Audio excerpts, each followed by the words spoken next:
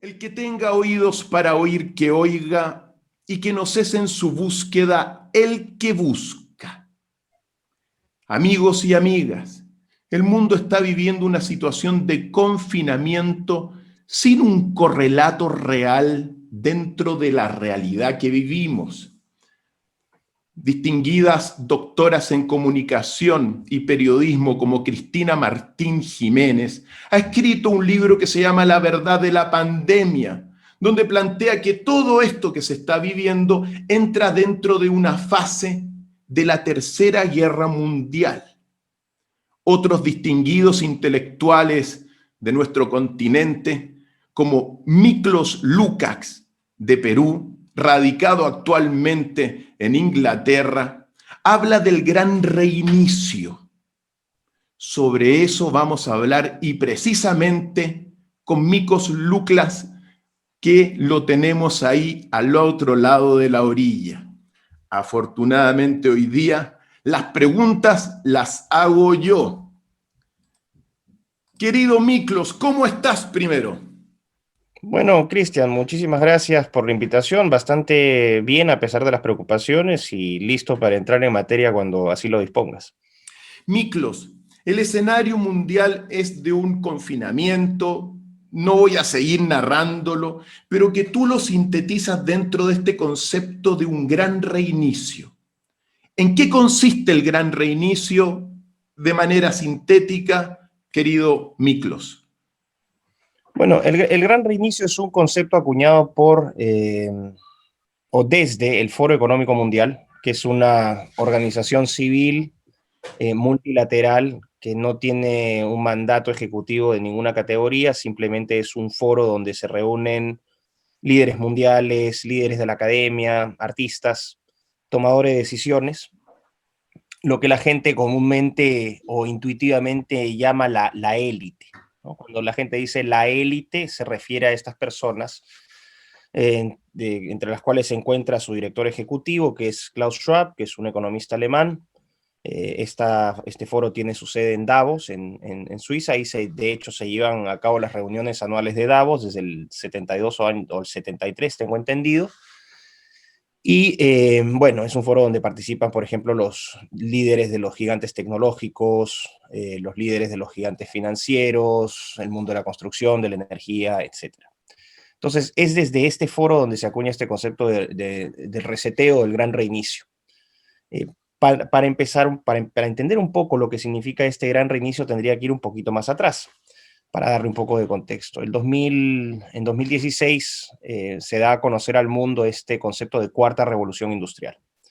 Y cuarta revolución industrial haciendo o marcando una diferencia con las tres revoluciones industriales previas, ¿no? La primera revolución industrial, la del Reino Unido, que comienza vamos a decir, el último tercio del siglo XVIII en Inglaterra y en Escocia, con la mecanización de la producción, el surgimiento de las máquinas por la producción ¿no? de la generación de industrias, especialmente textiles, donde se produce un gran desplazamiento de mano de obra desde el campo hacia las ciudades, es decir, empiezan los fenómenos migratorios grandes, y que genera una enorme disrupción, ¿no? A partir de esta primera revolución industrial surge el capitalismo como modelo económico, modelo productivo, y en respuesta es unos años después, porque esta revolución industrial se extiende más o menos hasta 1830, 1840, en 1848 surge, bueno, el manifiesto comunista de Engels y Marx, y es decir, en respuesta a este capitalismo nace el marxismo. Entonces aquí lo importante es lo siguiente,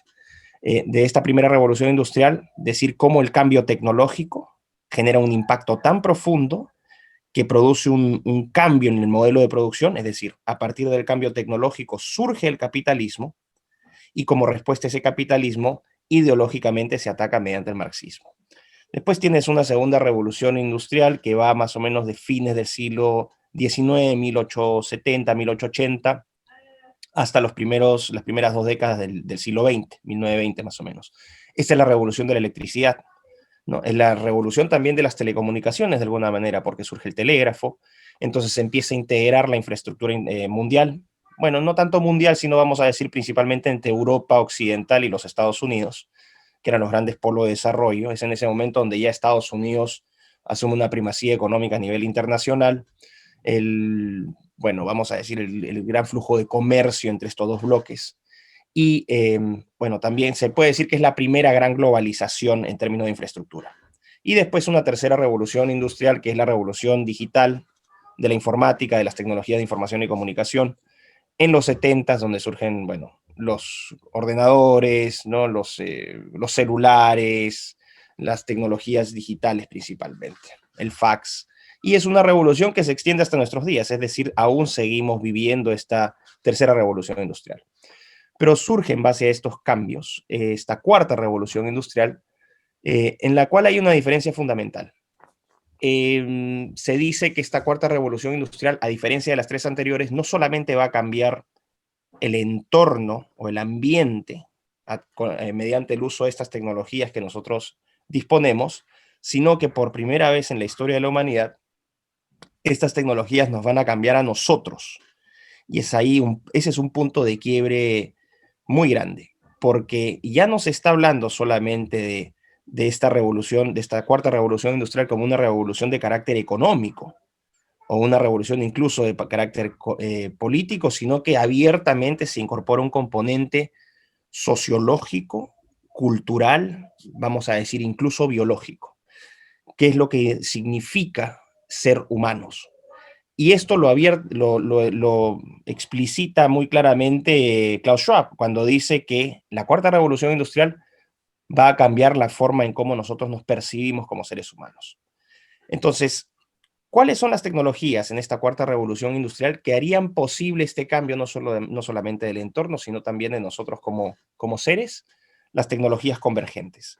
Se llaman tecnologías convergentes porque con el paso del tiempo, inicialmente esas tecnologías no tenían una relación directa, pero a medida que se van encontrando aplicaciones, van convergiendo y van encontrando aplicaciones comunes.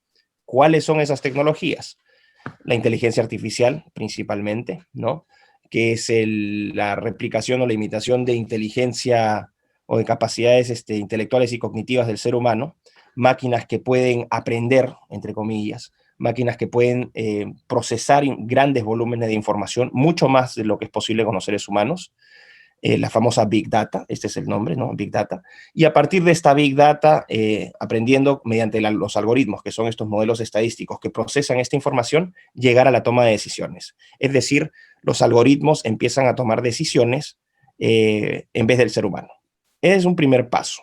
Después de la inteligencia artificial vas a tener una segunda tecnología, un segundo bloque de tecnologías muy importantes, que son todas las tecnologías de síntesis biológica, ¿no? Biosintética, ahí tienes biotecnología, genómica, bioingenierías, y aquí entra a tallar la famosa técnica CRISPR, que es una técnica que el modelo en realidad fue descubierto por un español, Francis Mojica, es decir, la técnica, pero quienes la aplicaron por primera vez, ya no en un apartado teórico, sino práctico, fueron dos científicas que de hecho ganaron el premio Nobel de Economía, de Química este año, Jennifer Doudna y Emmanuel Charpentier. Es una técnica que te permite editar genes. Es decir, en tu genoma tú tienes más o menos entre 20.000 y 25.000 genes. Con esta técnica lo que haces es tú identificas con precisión de relojero el gen que quieres cambiar, lo cortas con esta técnica y lo reemplazas por un gen nuevo. Obviamente esto tiene muchísimas aplicaciones también, desde aplicaciones terapéuticas que son promisorias, por ejemplo, cura de enfermedades monogénicas como no sé, pues como la enfermedad de Huntington, la fibrosis quística, que en teoría puedes sacar ese gen malo y lo puedes corregir, inmediatamente te curaste. Aplicaciones en la lucha contra el cáncer, es decir, tiene una serie de promesas terapéuticas muy buenas, pero también te abre la puerta para otro tipo de aplicaciones que no son tan terapéuticas o que no tienen un fin médico, por ejemplo el diseño de bebés en laboratorio, con características genéticas específicas. Para ponerlo en términos sencillos, es como que con Legos que tú escoges, armes el ser humano a la medida, o sea, tu bebé a la medida, ¿no? Que tenga ciertas características. Puedes también, por ejemplo, mezclar genes de especies. Esto ya estás entrando al terreno de la ciencia ficción, pero técnicamente sería posible. Otra tecnología Síntesis genética, al fin y al cabo, que se está experimentando, por supuesto. Te escuchamos. Exactamente. Exactamente. Después tienes la nanotecnología, que es la fabricación de moléculas a nivel atómico, ¿no? Es decir, ya no estás construyendo con ladrillos ni siquiera con pedazos, con fierro, sino que estás trabajando a nivel atómico, ¿no? Por eso se llama nanotecnología la billonésima parte de un metro, para que la gente más o menos saque una idea del nivel de precisión que se está haciendo. Robótica, tienes todo lo que es computación cuántica, que también va a generar un enorme cambio, la tecnología blockchain, etc. Bueno, todas estas tecnologías son las tecnologías convergentes. Y lo que dice entonces la cuarta revolución industrial es que estas tecnologías que son disruptivas, no solamente van a cambiar la forma como producimos, cómo nos gobernamos, cómo nos organizamos socialmente, sino que también pueden ser aplicadas en el ser humano para mejorarnos a nosotros como especie. Y entonces, todo este recuento que te he hecho, que creo que es importante para darle un poco de contexto, la idea es el gran reinicio que es la idea de que el mundo, porque aquí entra el tema político, el mundo está siendo azotado por una cantidad de crisis. La más importante de todas, la crisis climática, ¿no? Entonces, acá hacer solamente una observación. Se empezó con calentamiento global. Este fue el mantra de Al Gore. De hecho, este sujeto se ganó un premio Nobel. Nadie sabe por qué, pero se lo ganó por cuestiones políticas. En 2006 un premio Nobel por esta idea del calentamiento global. Calentamiento global no asustó mucho. Entonces después pasaron a cambio climático, con la esperanza de que la gente se asustara un poquito más. No prendió mucho cambio climático. Le metieron crisis climática y aquí aparece Greta Thunberg, ¿no? Con la idea de aterrorizar sobre todo a las poblaciones infantiles. Y como no prendió crisis climática, ahora estamos hablando de emergencia climática. O sea, ya el mundo, si sigue así, va a desaparecer. Entonces, esta es una de las principales amenazas, o la principal amenaza. Frente a esta amenaza del cambio climático, lo que ha hecho, quienes han hecho daño al planeta han sido los seres humanos. Y los seres humanos han hecho daño al planeta apelando a este modelo capitalista que lo que hace es depredar los recursos y hacer insostenible la producción. Es decir, gatilla la premisa malthusiana de que la población va aumentando exponencialmente mientras que los recursos solamente lo hacen aritméticamente. Y en algún punto no vamos a tener suficientes recursos para sostener a la población. Por lo tanto, el gran reinicio significa tenemos que cambiar la forma en que nosotros nos relacionamos con el planeta Tierra, cómo proveemos nuestros servicios. Por lo tanto, vamos a hacer este reseteo donde vamos a dejar de destruir el planeta y vamos a entrar a una vida un poco más frugal, ¿no? Más, vamos a dejar que las máquinas, las tecnologías tomen las decisiones pesadas para nosotros y nosotros podremos dedicarnos a las tareas creativas y estaremos más unidos como especie, nos amaremos más los unos a los otros. Básicamente lo que significa el gran reseteo es la abolición del capitalismo, ese mismo capitalismo que hizo posible que estos billonarios que están detrás impulsando esta cuarta revolución industrial hayan logrado la riqueza que tienen, pero bueno, ya no. Vamos a cortar eso y es momento de tener una relación mucho más sana con el planeta. Ese es el gran reinicio y ese es su contexto. Tu opinión de esto, porque claro, si el capitalismo queda atrás, un capitalismo que centra toda su actividad en el crecimiento, en el lucro, que termina siendo la depredación, entonces esto sería bueno, Miklos. Bueno, mira, vamos a dejar claro algo. O sea, yo no soy un antiambientalista y yo estoy completamente del lado de todos aquellos que piensan que existe manejo irresponsable de recursos en muchos casos por parte de los seres humanos y que efectivamente los seres humanos han dañado el medio ambiente en gran medida. Tienes casos de deforestación, de contaminación de aguas. Esto es indudable. Polución, basta ir a Santiago. Santiago, me acuerdo del smog, ¿no? Que tenías que incluso que hacer las salidas por día según número de placa de los automóviles. O Así sea, es. estas cosas existen. O cuando tú estás volando, llegas a Ciudad de México, cuando estás viendo el Popocatépetl en el avión y ya el cielo se puso gris, aunque sea un día perfectamente soleado por la enorme contaminación que hay. O sea, no hay que tapar el sol con un dedo. Sí hay contaminación y sí hay daño ambiental. Pero aquí está el punto. Daño ambiental y contaminación ambiental distan mucho, o la distancia que hay entre estos y cambio climático es una distancia gigantesca. Nosotros como especie, el poder que tenemos de influir en el cambio del clima es marginal, marginal. Mucho más poder tiene, por ejemplo, el vapor de agua. El vapor de agua sí te cambia el clima, o la posición del sol. Esos son los dos grandes bloques. Nosotros somos marginales. Entonces, a mí lo que me... Y esto, si tú lo cuestionas, inmediatamente te van a decir anticientífico, conspiranoico, lo que yo cuestiono es que se haga esta unión entre el daño ambiental que ha producido el ser humano con cambio climático. Es ahí donde yo no me compro ese discurso. ¿Qué significa esto? Significa hacer un uso sostenible de los recursos, entendiendo la sostenibilidad como aquel principio burkeano, porque es muy gracioso. En las Naciones Unidas se utiliza esta definición de desarrollo sostenible, ¿no? La Comisión de Brundtland, que te dice el uso de recursos para que las futuras generaciones puedan hacer uso de ellas también. Eso es apelar al principio de asociación intergeneracional de Edmund Burke, que era un conservador. O sea, los progresistas utilizando un principio del conservadurismo.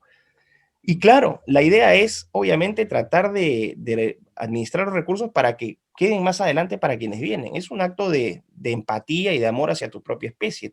Todo eso está bien. Lo que a mí me revela, como te dije, es este engaño. Entonces, el gran reinicio desde la perspectiva en que nos dice, sabes que tenemos que ser más responsables, y yo estoy completamente de acuerdo con eso. No podría decir que no. Oigan, usemos lo que necesitamos, 100% de acuerdo con eso. O sea, por ejemplo, tú te ibas a Estados Unidos a cualquier restaurante, pedías un pollito a la brasa, o sea, un pollo no sé cuántos, y te traían pues un avestruz de este tamaño con 50 kilos de papas, que al final podían comer 17 de ese plato. Y siempre uno decía, oye, pero ¿por qué las porciones están exageradas? O veías los automóviles, ¿no? En Estados Unidos también los trucks que les encantan, estos camionetones así que usan no sé cuántos litros de gasolina. Yo decía, bueno, esto también no me parece un sinsentido, no es necesario. Yo contra eso estoy completamente, o sea, con eso estoy completamente de acuerdo. Lo que no estoy de acuerdo es que se engaña a la gente, haciéndola sentir culpable y etiquetando a las personas literalmente como plaga, porque así se han referido algunos especialistas. Los seres humanos somos una plaga, y por lo tanto, con esa plaga, ¿qué haces? Hay que eliminarla o hay que limitarla. Y es el trato entonces que se le da al ser humano, se le pasa de categoría de ser humano a plaga. Y por eso se explica también la fiereza, ¿no? La intensidad, lo implacables que han sido estas medidas que supuestamente nos están llevando al gran reinicio. Utilizando obviamente la cuestión del COVID como un tema, como una excusa para implementar estas medidas. Muy bien. Dentro de este gran reinicio, tú lo mencionaste, está lo que se ha planteado el transhumanismo. Evidentemente, el transhumanismo apunta en el fondo, en sus visiones más profundas, a un reemplazo de la humanidad por humanos mejorados tecnológicamente. Miklos, ¿cuáles son desde tu punto de vista los aspectos más preocupantes de todo este escenario llamado Gran Reinicio, de todo este escenario también donde se utiliza la pandemia como un elemento de confinamiento, de menosprecio de las libertades? En general, ¿cuáles son desde tu punto de vista las grandes amenazas de todo este momento que se está viviendo? Y que bien lo has sintetizado porque no hiciste un recorrido de 250 años en 5 minutos. Así que excelente. Y el diagnóstico también me parece que lo compartimos en muchos aspectos. ¿Cuáles son los grandes peligros desde tu punto de vista? ¿Qué es lo que no te gusta de todo esto? Bueno, de partida lo que no me gusta es que se esté engañando a la gente, que se esté asustando a la gente, con el propósito de implementar un nuevo modelo de gobierno, un nuevo modelo de producción, un nuevo modelo sociocultural que la inmensa mayoría de las personas rechaza, porque es antihumano abiertamente. Y quiero pasar a explicar estas cuestiones. O sea, quiero hacer una aclaración también. Yo siempre soy muy cuidadoso y muy riguroso al momento de decir estas cosas, en el sentido en que yo no estoy hablando cuestiones que yo he visto simplemente en los periódicos. Yo he hecho investigación sobre esto, y es una investigación seria, responsable, utilizando las fuentes de quienes critico. O sea, ni siquiera son fuentes que yo invento, son fuentes que surgen de ellos. Entonces, lo trato de hacer con absoluto rigor y con absoluta precisión. Y si algo no sé, simplemente señalo con claridad, o si no tengo la evidencia, simplemente voy a decir, puedo inferir, sospecho, ¿no? Puedo proyecto, pero siempre hay que ser muy precisos con el lenguaje, porque si no, con razón nos atacan y nos dicen conspiranoicos. Y esa es una etiqueta que yo detesto y que me la van a seguir poniendo o nos las van a seguir poniendo, no importa, pero por lo menos uno tiene la tranquilidad y cuando la gente pueda hacer análisis de lo que uno dice, puede decir, bueno, lo que él dijo está escrito acá o está dicho acá o se puede encontrar con estos documentos. Eso lo quiero dejar súper claro. Ahora, pasando a lo que tú me decías, la amenaza del transhumanismo. Hay amenazas escalonadas. Ahora la principal, vamos a decir, y vamos a ver el nivel de la gente que tiene para percibir estas amenazas. Lo que vemos ahora es confinamientos. Entonces, lo primero que está percibiendo la gente es una limitación de sus libertades. Abiertamente. Esto no hay que ni siquiera probarlo. Están los millones y millones de personas confinadas o encarceladas en sus casas. Entonces, tienes una limitación de libertad. A esa limitación de libertad pasas a un segundo nivel que es el problema económico, la falta de ingresos, el desempleo creciente, la inflación que se va a generar, las recesiones en los países, el nivel de endeudamiento público con estos programas de asistencia social que no son sostenibles y que en algún momento van a quebrar. Después estos estados van a tener que apelar a préstamos y los prestamistas siempre son los que están los mismos de siempre en la punta de la cadena financiera. Entonces esa deuda finalmente se traslada ni siquiera a nosotros, sino 2, 3, 4, 5, quién sabe cuántas generaciones más adelante. Ese problema económico genera mucha incertidumbre. La gente dice qué es lo que está pasando. Entonces, ya cuando pasas al tema del transhumanismo, esto ya a la gente entonces no le hace sentido. Por eso explico esto, porque ya lo percibe muy lejano. Es algo, las preocupaciones son tantas y tan inmediatas, la gente tiene que satisfacer necesidades básicas, que estas cosas como el transhumanismo le vienen pues como, oigan, dejen de hablar tonterías, no tenemos tiempo para eso. Pero ese es el corazón del problema. Ese es el corazón del problema. ¿Por qué? Porque para mí la gran amenaza de todo esto, en base ni siquiera a mi especulación o a mi conspiranoia, sino a los documentos de la Cuarta Revolución Industrial, o sea, citándolos a ellos, es que en el fondo lo que se busca con este gran reinicio en el largo plazo es redefinir y reconfigurar al ser humano como especie. Esa es la clave. Y traduciendo estos dos conceptos en palabras sencillas, significa que al ser humano se puede convertir más adelante en cualquier cosa.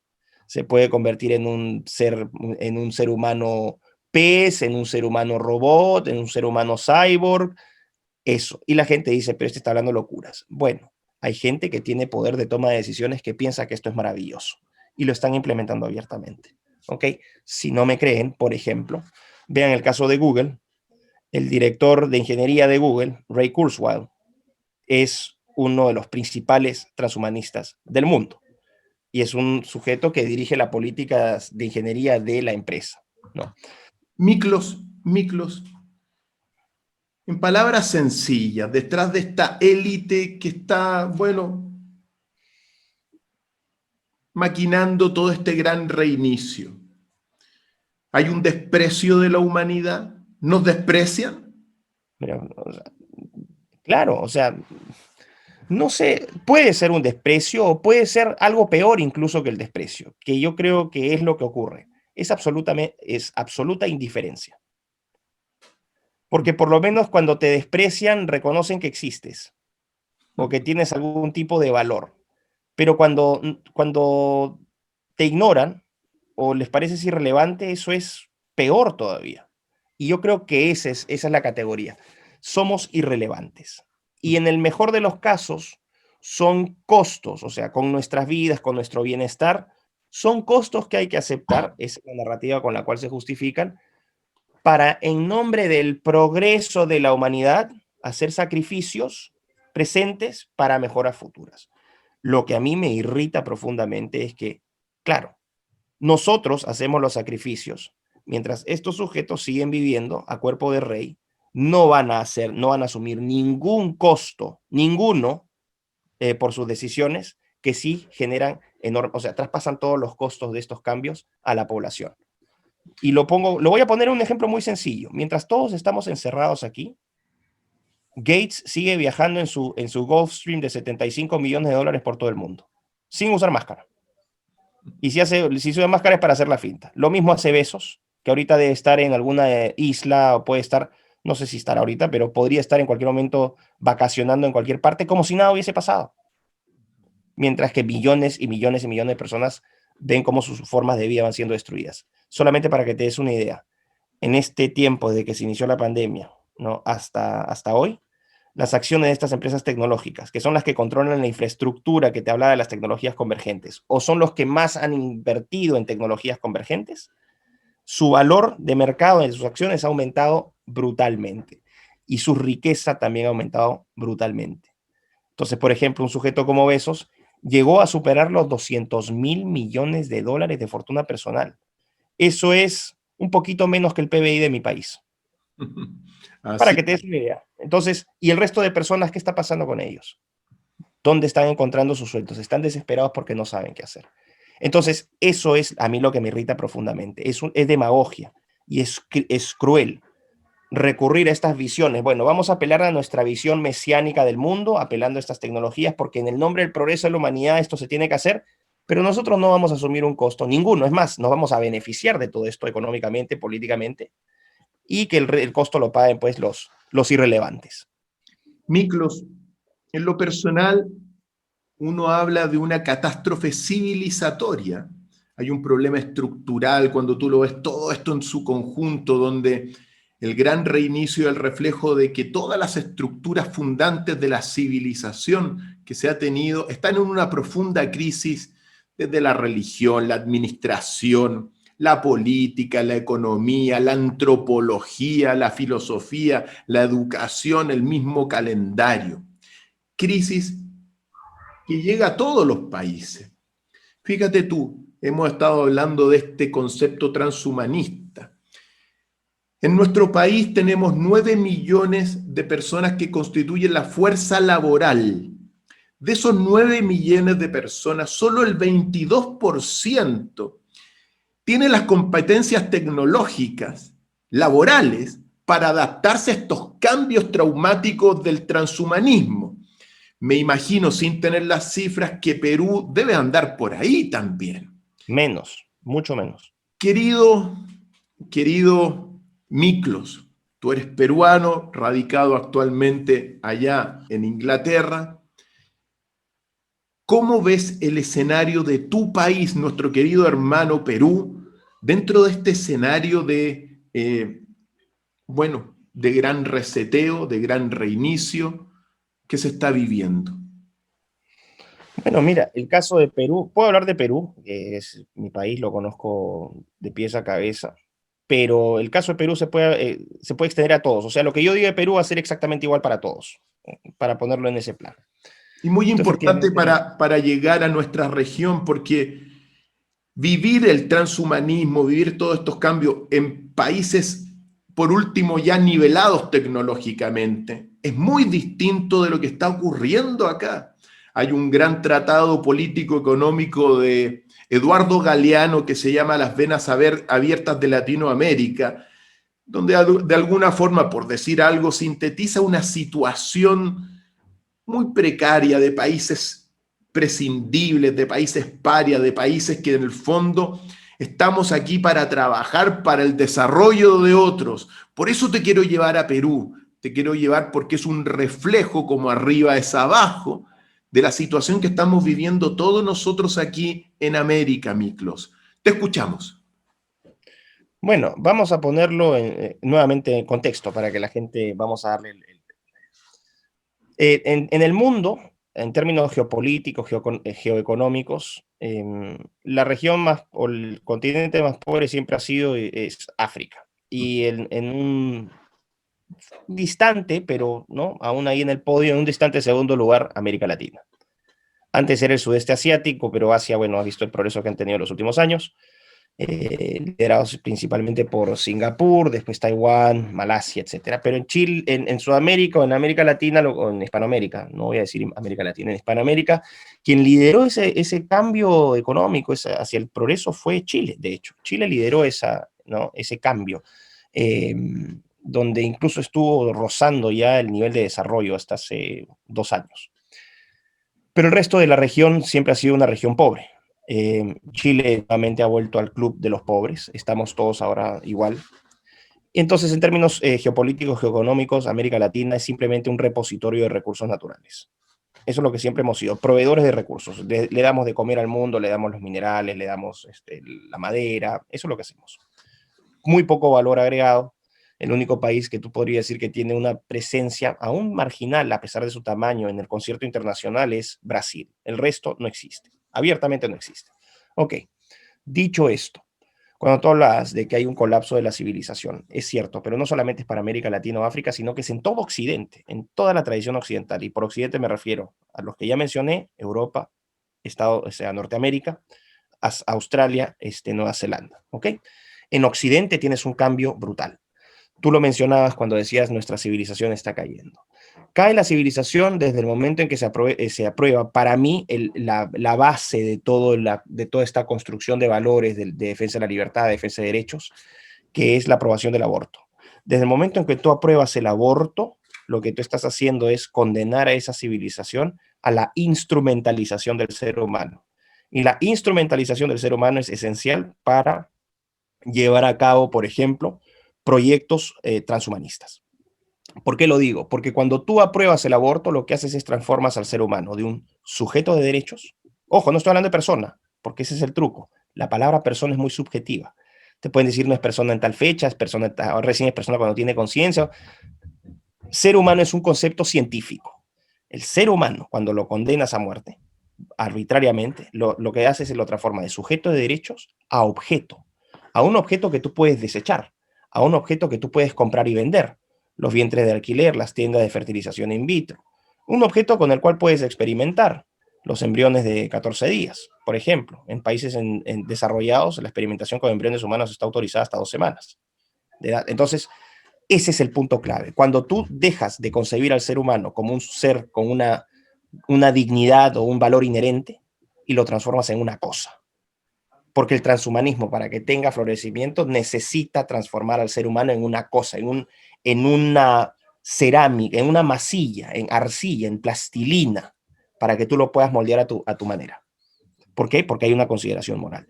Y también hay un punto crítico, el momento en que tú dices que está cambiando la civilización, efectivamente, este ataque frontal, brutal, insistente y deliberado contra la tradición judeo-cristiana, contra los valores del cristianismo. ¿Por qué? Porque el cristianismo lo que te plantea es absolutos.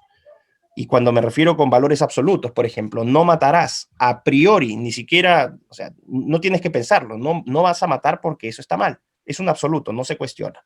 O no honrarás a tu padre y a tu madre, por ejemplo, que significa plantear, o sea, tener respeto, ¿no? El respeto que tú tienes que tener hacia aquellos que con su trabajo, con su esfuerzo, te dieron ciertas condiciones. Yo no lo hablo esto desde una perspectiva teológica, yo soy agnóstico, o sea, yo no tengo dudas existenciales sobre la creencia de Dios, o sea, sobre Dios, ¿no? Pero sí lo hablo desde una perspectiva filocristiana, porque me identifico con los valores del cristianismo. Entonces, por eso es que el ataque es tan duro. ¿Y por qué es tan duro? Porque al momento en que tú rompes esos absolutos, entras al terreno de los relativos. Todo depende.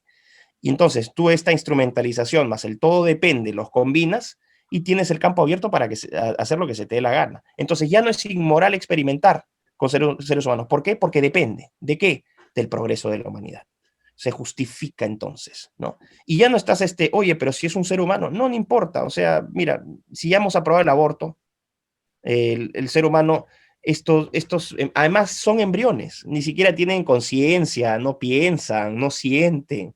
Entonces entras a cualquier tipo al terreno de las interpretaciones subjetivas, ¿no? Arbitrarias abiertamente, porque hoy puede ser que sean embriones de 14 días que no sienten, después van a ser los niños con síndrome de Down, que ya están siendo literalmente exterminados en Islandia legalmente, donde abortas a niños con Down. Después van a ser personas que tengan alguna malformación genética, que nacieron sanos, pero bueno, que no tienen un brazo, una pierna, bueno, vamos a deshacernos de eso. Y después, el punto es que abres una caja de Pandora para que cada vez los criterios sean criterios completamente arbitrarios del poder de turno que decida qué es lo que tiene valor, ni siquiera dignidad, ojo, lo que tiene valor o utilidad una utilidad. Aquello que sea útil queda y aquello que sea inútil se va. Rompes aquí el eje. Ya no es una cuestión de dignidad ni de valor inherente, sino de utilidad. ¿Y utilidad en función a qué? A este nuevo petróleo del siglo XXI, que es la data, que es la información. Aquellos que puedan generar data o que puedan generar información, entonces gente, por ejemplo, que tenga la capacidad de contribuir a esta economía digital, programadores de inteligencia artificial, expertos en biogenética, todos estos van a estar muy bien. Pero aquellos que no contribuyan a este nuevo paradigma, bueno, fuera. Y más aún fuera aquellos que todavía siguen insistiendo con establecer sus valores absolutos. Hay que sacarlos a todos, son una amenaza, porque son muchos. Son una amenaza porque todavía son muchos. Más adelante vamos a poner vamos a proyectar un escenario, una especulación, para que quede claro. Asumamos que esto sigue adelante y se salieron con la suya y se implementó todo, se automatizó todo, donde existan comunidades de cristianos aisladas. Mientras esas comunidades de cristianos aisladas no amenacen el sistema, no hay ningún problema. Absolutamente indiferentes, ni siquiera ataques, ni siquiera desprecio, irrelevantes, irrelevantes. Pero ¿por qué se ataca? Porque todavía sigue siendo amenaza. ¿Por qué? Porque el volumen es muy grande de gente que todavía se aferra a esos principios. A eso nos estamos refiriendo con el cambio de paradigma en la destrucción de la civilización. Cuando tú destruyes al ser humano, todas estas categorías de libertad, de derechos, no tienen sentido, porque estos conceptos solamente tienen sentido ante la existencia de un ser humano. Y lo otro importante es que quede claro, para que no quede ningún áurea de conspiración, porque a mí estas cosas realmente, yo no voy con esas cosas. Yo no estoy planteando, la gente lo tiene que entender de esta manera. No significa que van a haber fábricas donde van a meter a los seres humanos, tipo Auschwitz, por lo menos lo veo altamente improbable, ¿no? Donde los humanos contra su voluntad van a entrar a máquinas y les van a meter chips y los van a... La gente tiene que sacarse eso de la cabeza. Es mucho peor. Es mucho peor. ¿Por qué? Porque va a ser voluntario. Apelando a la famosa libertad del individuo, a la voluntad del individuo, lo que van a hacer es, y a través de este adoctrinamiento brutal que tú estás viendo, por eso es que nos quieren quitar a nuestros hijos y a los más jovencitos los están bombardeando constantemente con películas. Vean Netflix, vean Prime, vean Disney, vean Hulu, vean todas esas, vean los videojuegos, Cyberpunk, Soma, Metal Gear, puro transhumanismo, pero así en dosis así ya letales. Fortnite. Exacto. O sea, todos esos juegos, ve las películas. Gattaca, empezamos con Gattaca, que es un clásico, pero ponte a pensar estas películas, La forma del agua, Lucy, Avatar, te das cuenta Terminator. pero constantemente el adoctrinamiento. Y el punto acá es el siguiente. Uno como adulto que viene de una vida donde supo lo que era relacionarse sanamente o naturalmente con personas, abrazarlas, los vínculos de la familia, ¿no? Papá, mamá, todas estas cosas. Frente a niños que han crecido con vamos a decir, con la doctrina del arco iris. Son terreno fértil para que estas ideas dejen de ser antinaturales y se conviertan en parte de su forma de ser. Entonces, ¿por qué digo que es peor? Porque habrán logrado control absoluto cuando la gente voluntariamente vaya, y vamos a poner un caso X, se ampute los dos brazos para ponerse brazos robóticos. Y la gente me va a decir, pero oye, Lucas está hablando de idioteces. Bueno, vamos a ver entonces, vean el caso de pre-transhumanismos. Y miren las categorías. Transhumanismo, el tránsito del humano hacia lo que ya no es humano, hacia cualquier cosa. Transhumanismo. Transgénero. ¿No les parece un poco, vamos a decir, qué les parece el hecho de que haya personas que por una disforia de género vayan donde el doctor y se amputen el pene? ¿Qué diferencia tiene eso? O que se haga tratamientos hormonales con niños. O personas que decidan que son transcapaces, como esta mujer que se tiró ácido a los ojos y voluntariamente se encegueció porque quería interpretar el mundo desde la oscuridad. Y me van a decir, pero oye, bueno, empieza uno, después otro, hasta que se normaliza, hasta que lo anormal se normaliza. Y después ya viene a ser paradigma. muy parecido al ejercicio que se está haciendo hoy día con la vacunación, donde en varias partes del mundo se están vacunando voluntariamente y muchos de esos que se vacunan voluntariamente han tenido reacciones adversas y que se están arrepintiendo. Me están llegando mucha información sobre eso. Miklos, mira, estamos en un escenario, esta verdad del gran reinicio que hemos sintetizado, que has sintetizado en tus palabras. Uno tiene que de alguna forma desde nuestro mundo, nosotros estamos formando un pensamiento del camino medio, del centro unido. ¿Para qué? Para que sea una alternativa a todo este mundo que se está imponiendo. Desde tu punto de vista, yo te he escuchado, tú hablas de un pensamiento conservador para poder hacer un poco, para enfrentar a toda esta maquinaria del nuevo orden mundial, a toda esta maquinaria transhumanista de las élites que están imponiendo todas estas restricciones e inmensos desafíos. Nosotros, como te decía, desde el Centro Unido, un pensamiento político basado en el camino medio del filósofo chino Confucio, que puede ser muy útil para nosotros porque es en el fondo traer la virtud a la política. El pensamiento conservador que tú hablas, ¿sientes que puede ser una alternativa para combatir estas oscuridades que se nos avecinan y que nos están mediatizando, Miklos? A ver, yo me defino conservador, pero no es que sea conservador, solamente conservador. En otros aspectos, lo que pasa es que la gente no es, los seres humanos somos demasiado complejos para encasillarnos en una sola forma de ver el mundo. Entonces, cuando yo digo, por ejemplo, soy conservador, lo que estoy diciendo es que encuentro que hay mucho valor en muchas de las cosas o de los planteamientos del conservadurismo como pensamiento político,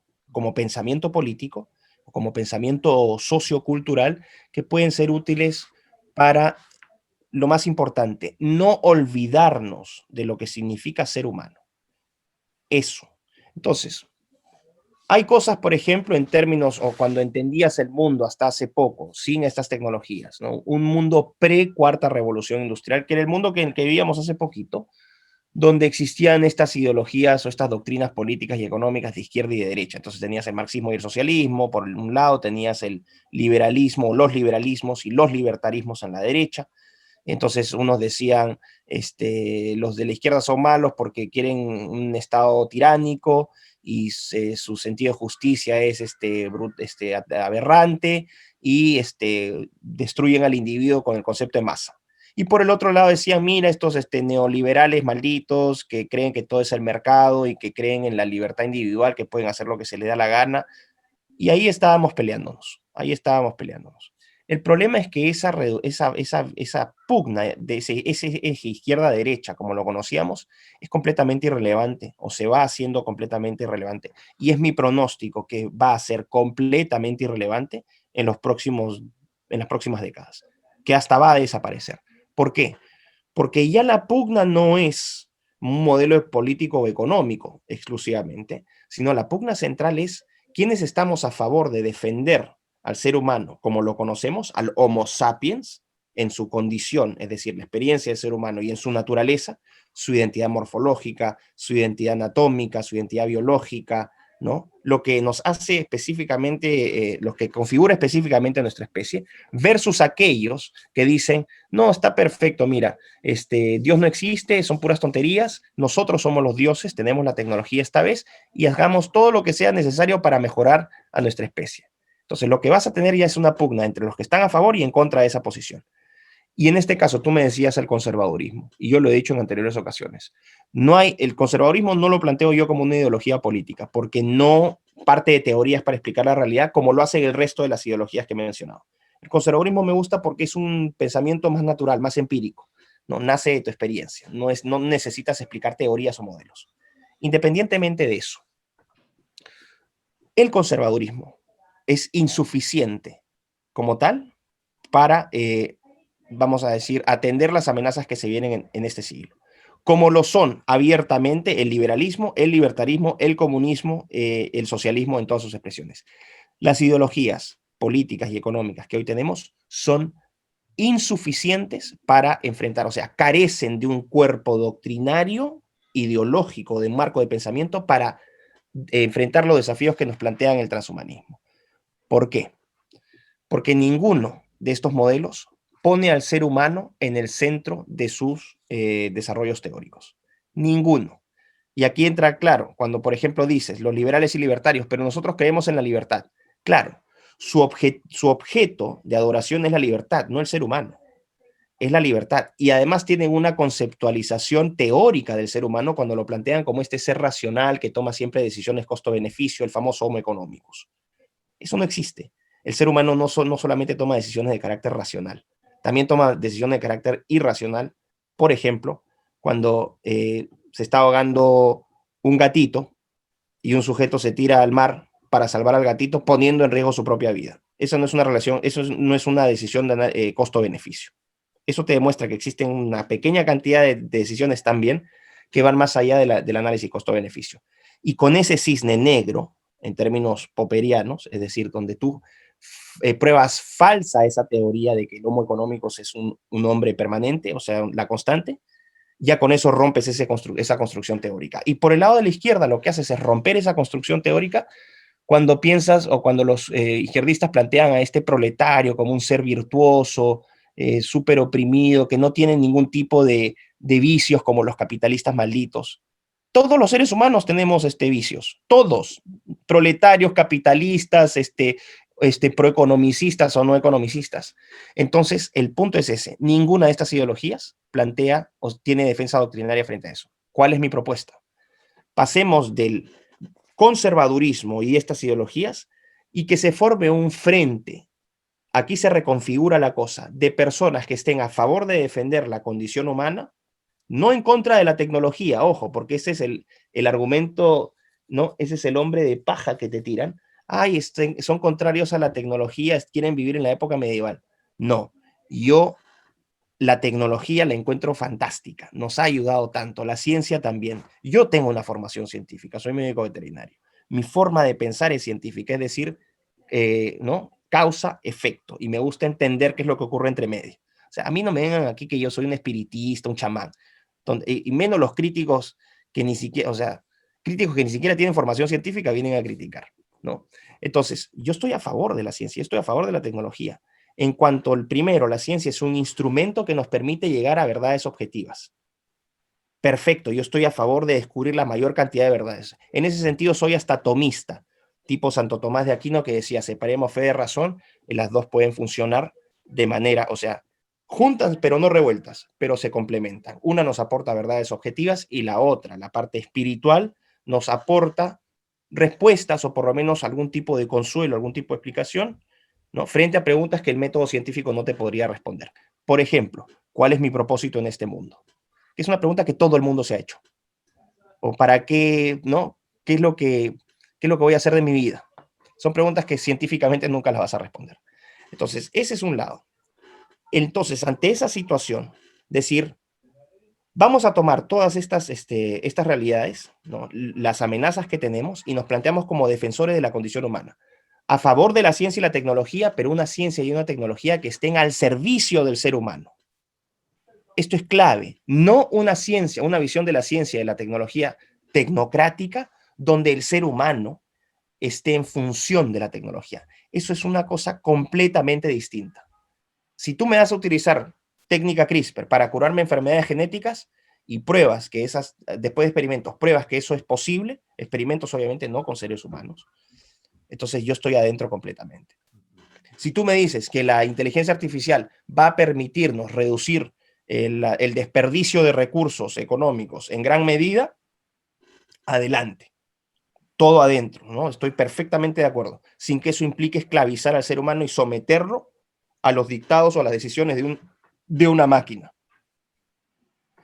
Entonces, el punto acá es ser dos campos que yo planteo, que también estoy desarrollando ya un cuerpo teórico al respecto, entre los bioconservadores, ojo, no conservadores, bioconservadores, y los transhumanistas en sus diferentes variantes, porque dentro del transhumanismo vas a encontrar diferentes corrientes y dentro del bioconservadorismo vas a encontrar diferentes corrientes. Pero, para que te des una idea de cómo se valida este nuevo modelo, tú vas a encontrar que entre los bioconservadores actuales existen personajes tan disímiles como Michael Sandel, que es un filósofo estadounidense, vas a encontrar a otro filósofo estadounidense como Francis Fukuyama, y puedes encontrar incluso a Jürgen Habermas. ¿Qué pasó? ¿Temblor?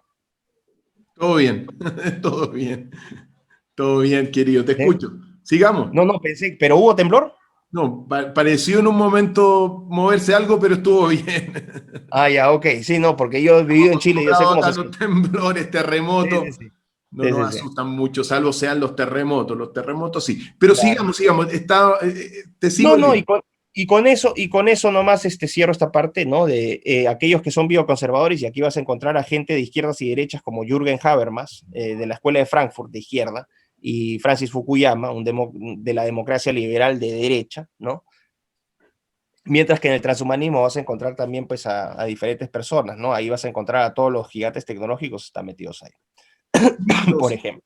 te quiero llevar un poco al área chica. ¿Al área chica en qué sentido?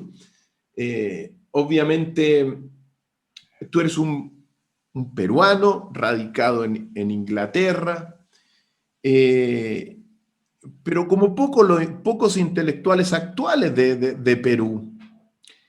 Hoy día siento que nuestros países están bajo las garras de las panteras. Nosotros tenemos, voy a hablar de Chile, sé en gran parte la situación que se está viviendo en Perú. Hace unas semanas atrás había un inmenso conflicto político allá, muchos problemas. Aquí tenemos una política prácticamente secuestrada por las élites, así de simple. Muchos críticos no hablan de políticos en el Parlamento, sino que hablan de operadores políticos realmente, y que los políticos de fuste, como eran antes, por decirlo así, donde se hablaban grandes visiones, ya no existen. Todos están trabajando en gran medida en el Parlamento chileno para las grandes transnacionales, para las élites del mundo, para imponer el transhumanismo también, porque nos han tenido confinados, pero este confinamiento que en nuestro caso lleva mucho más que la pandemia, porque nosotros empezamos con el estallido social el 18 de octubre del año pasado, del 2019. Llevamos más de un año con toque de queda, nos tenemos que acostar a las 10 de la noche. Bueno, frente a este escenario se han instalado las antenas de 5G. 5G que ahora los investigadores dicen que son fuentes cancerígenas nivel 1, y al igual que el asbesto, que la nicotina, que los cigarros, entre otras cosas. Te digo esto porque de alguna forma, al escucharte después de tanto tiempo, al abrirte a los medios también, uno se pregunta, ¿por qué Miklos no está en Perú luchando por quizá instalar sus ideas políticas que puedan ser en beneficio no solo de Perú, sino que de todos nosotros también, porque somos países hermanos y compartimos un destino común? ¿Qué pasa contigo, Niklos, cuando se te plantea esa situación? ¿No puede ser una opción también que tu pensamiento tome cuerpo realmente y tú vengas a nuestro querido hermano de Perú a trabajar desde acá? Es una pregunta que tiene varias aristas, ¿no? Yo estoy acá por una cuestión, como dije, familiar. No significa, yo en su momento, yo participé en política en Perú, estuve desde 2012, ¿no? 2012, claro. Estuve apoyando una opción política como de manera absolutamente voluntaria, y en Perú, en el momento que hacía mi doctorado, viajaba y ahí mantenía mi contacto, que fue con Fuerza Popular de Keiko Fujimori. El 2014, por cuestiones internas, por pugnas internas, porque tenía una visión que no era compartida dentro del partido, una visión, ¿no?, de recuperar nuestras raíces, ¿no?, no de no volvernos progresistas, porque Fuerza Popular entró en una transformación, trató de convertirse en un partido más, siendo un partido de amplio espectro, ¿no? Que se asocia equivocadamente a la centro derecha o a la derecha. El fujimorismo era, o lo que era ese movimiento, era un movimiento de amplio espectro. Quisieron convertirlo en un movimiento de centro izquierda, porque era la moda entonces ser todos progresistas. Yo estuve en contra de eso, y bueno, a mí me sacaron. Dicen que no, pero a mí me sacaron no, no me volvieron a llamar, y bueno, yo no voy donde no me invitan. Así que yo sí he tenido participación política. Lo he hecho constantemente las veces que he estado, cuando estuve en Perú en 2015 y 2017, yo participaba activamente de coloquios, marchas, presentaciones, me han invitado a ser miembro de lista en estas últimas elecciones que se van a venir ahora en abril, me han ofrecido abiertamente ser miembro de una lista de Congreso. O sea, yo estoy constantemente en contacto con la gente en política, ¿no? Tengo contactos y yo participo, ¿no? En ningún caso pagado, todo voluntario. Yo no tengo ningún interés económico en ese sentido, ninguna ambición de poder que no sea el de servir a mi país. Pero cuando yo he estado allá, yo constantemente he participado en política y he estado presente en política, y la gente que me conoce, que es bastante, saben que yo he estado ahí. O sea, no es que yo me esté corriendo acá. Lo que yo quiero decir es lo siguiente. Lo más terrible es, y que creo que es un mal en toda América Latina, que uno nunca es profeta en su propia tierra. Y aún teniendo gente, ¿no? Aún sabiendo de mi posición política, algo que yo mantengo de principios, porque bueno, yo ya Fuerza Popular me separé completamente porque no me identifico con lo que es Fuerza Popular por cuestiones X, pero ya no es, no es un partido que me represente. Ahora estoy apoyando una opción que creo que es la mejor, que es la de Rafael López Aliaga, que es un partido claramente, ¿no? Pro vida, pro familia, de valores. Me gusta mucho ese candidato, por él voy a votar. Lo que la gente no entiende es que uno nunca es profeta en su tierra. ¿Por qué? Porque yo siempre tuve la mejor disposición de ayudar en el Perú, pero gente de mi lado, gente que supuestamente es aliada o que comparte trinchera, no me incorporaba. Y debe ser por envidias, por inseguridades, porque tú sabes que en la política a la gente le gusta que le pongan la cámara acá para salir en todas las fotos posibles. No me veían con ninguna motivación probablemente eh, que fuera extra política, es decir, yo nunca he buscado hacer riqueza por la política, nunca he buscado, o sea, nunca he tenido eso, no he necesitado jamás de la política para vivir. Eso también produce cierta incomodidad en gente que sí usa la política, que es mucha, para llegar al poder y para generar riqueza personal, etc. Por esas razones, dentro de mi lado, ni siquiera el oponente, de mi lado, siempre me han mantenido en grandes, no en grandes, sino en algunos sectores específicos que algunos influyentes no me han querido. Entonces, yo frente a esa situación, como yo te dije, yo a donde no voy, no, donde no me invitan, no voy. Y no voy a estar mendigando puesto, yo no hago eso. Yo siempre me he abierto y he dependido de mi trabajo y de mis ideas.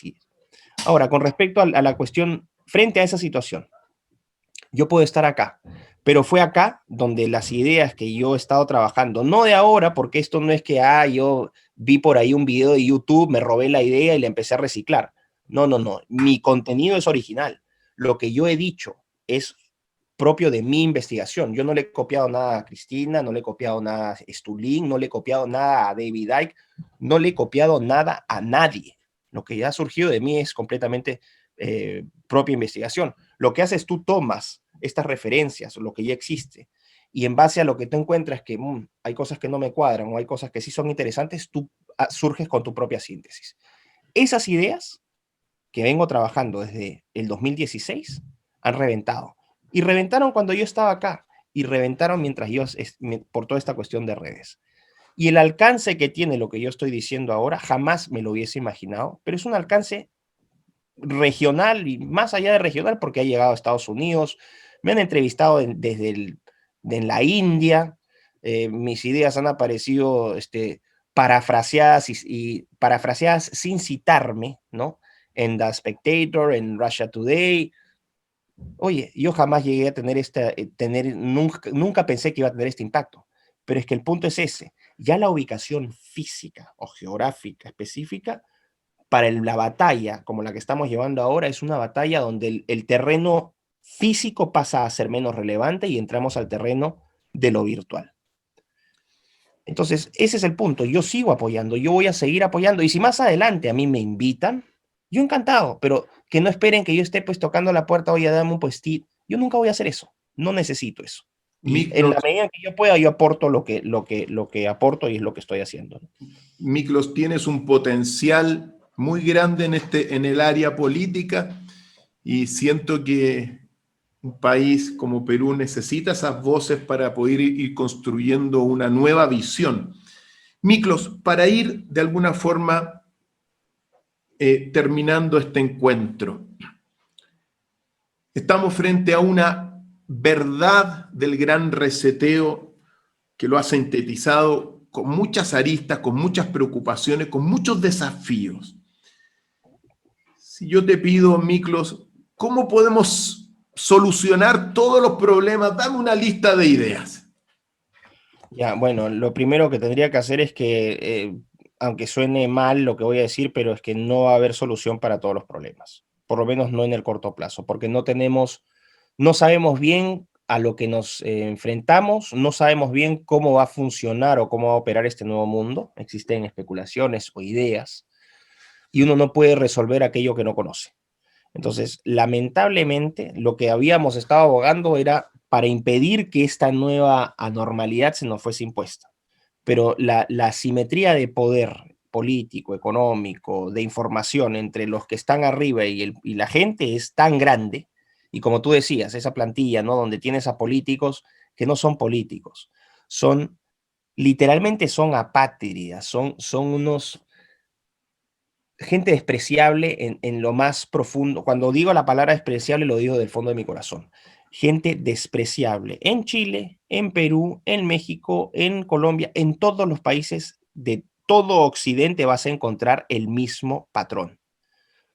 Una manga de serviles indignos al servicio de estos poderes que se presentan como grandes estadistas cuando tú lo que encuentras es lo más graneado de lo mediocre y lo más graneado de la falta de escrúpulos. Y aquí da lo mismo, ojo, frente a esta idea que te decía, que ya no es izquierdas y derechas, sino aquí lo que encuentras es una coalición de mediocres indignos, de derechas y de izquierdas, porque esas categorías al final dan lo mismo, porque arriba, estos al final están así, buscan exactamente el mismo interés. ¿Cuál es ese interés? Salvarse ellos, convertirse en la nueva clase, vamos a decir, los caciques, ¿no? Ni siquiera los virreyes, los caciques.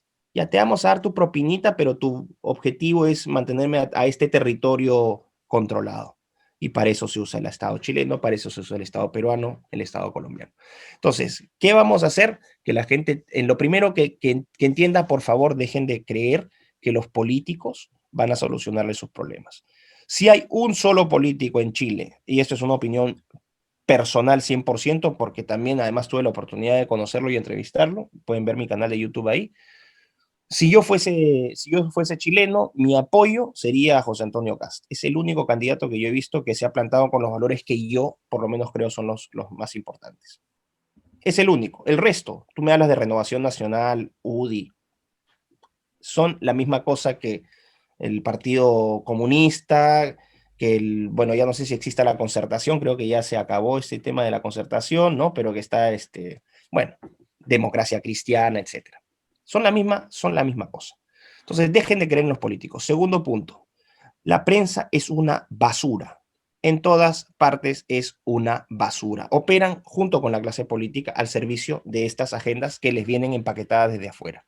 En todas partes es exactamente lo mismo. Cuando tú me decías, hablarme de la situación de Perú, yo te hablo de la situación de Perú, es la que se replica en Chile, es la que se replica en Argentina, lo cual te demuestra que esto no es un fenómeno espontáneo, esto es un fenómeno perfectamente dirigido, porque es imposible que en todos los países de toda nuestra región sea exactamente la misma plantilla. Esto te habla de una estandarización y esta estandarización tiene que venir de arriba. Y para que venga de arriba con esta fuerza, el poder de los incentivos y los desincentivos debe ser muy grande. Incentivos, te compro abiertamente.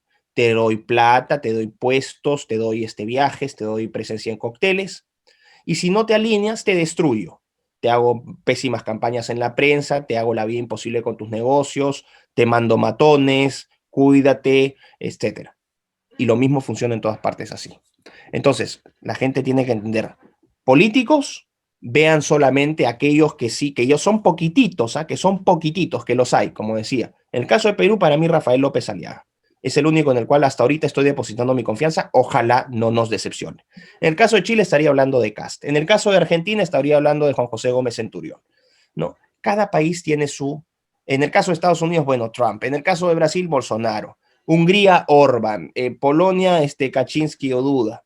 Y así sucesivamente. Aquí, Bueno, aquí se está formando en Chile el Centro Unido, así que ahí va a tener otra alternativa cuando aparezca en el escenario. claro. Mira, el punto es que no crean en la prensa, porque la prensa les va a decir basura, que no crean en sus gobernantes, los gobernantes nos están mintiendo a todos. ¿Por qué? Porque ya se agacharon al poder que viene de más arriba. Y lo otro es, en este tiempo, si algo pueden sacar es, pasen todo el tiempo posible con su familia, aquellos que tengan hijos, que les refuercen a sus hijos los valores de la familia, que les abracen a sus hijos para que nunca olviden lo que es el abrazo de una madre, lo que es el abrazo de un padre, que son actos irreemplazables, que ningún tecnócrata, ninguna máquina, ningún sistema de inteligencia artificial jamás va a poder hacer. Y esa gente en el largo plazo, porque no vamos a ganar batallas en el corto y mediano plazo, eso también debo decirle a la gente, nos va a tocar un periodo muy difícil donde vamos a perder muchas cosas. Se va a legalizar el aborto, se va a legalizar la eutanasia, lo veo absolutamente irreversible, se van a automatizar procesos económicos, lo veo absolutamente irreversible. Pero así, como en momentos de dificultad, uno lo que hace es, se pone y se encierra, lo que no pueden controlar todavía son nuestras mentes, ¿no? Entonces, refuercen eso, refuercen sus lados personales, sus lados familiares, cultívense personalmente, no consuman basura, lean si es que tienen tiempo, no tengan los libros de adorno, los míos no están de adorno, bueno, algunos sí porque no los he leído todavía, pero cultívense, sean siempre, valoren siempre su libertad. Miklos, quizá hay algo que no hemos mencionado que considere importante señalar ahora último, dentro del contexto de esta conversación que hemos tenido. No, simplemente decir a la gente que la mejor estrategia siempre es información buena, ¿no? Estar bien informados. Estar bien informados es clave. Y como les decía, la buena información no la van a encontrar en los medios de prensa tradicionales, ni en sus gobernantes, ni en los organismos supranacionales, sino que la van a encontrar visitando, viendo sitios, ¿no? Donde puedan ustedes hacer un poco más de sentido, donde el correlato de lo que se les dice sí sea más compatible con la realidad que ustedes están viviendo. Y que haya mucha fortaleza espiritual, ¿no? Porque se nos vienen tiempos bastante duros y cosas que asumíamos inimaginables, que probablemente vayamos a ver en este periodo, producto de este progreso tecnológico. Así que mucha fuerza y pensar no necesariamente en el corto y mediano plazo, sino que esta batalla la podemos dar vuelta en el largo plazo. Creo que esa es una posición más realista, que la gente se prepare para eso. Querido Miklos, te quiero dar las gracias a nombre de todos los amigos y amigas que nos ven allá al otro lado de la orilla, por tu sabiduría, por tu nitidez, por tu claridad, por tu fuerza, y decirle a todos los amigos y amigas, el que tenga oídos para oír, que oiga, y que no cese en su búsqueda el que busca.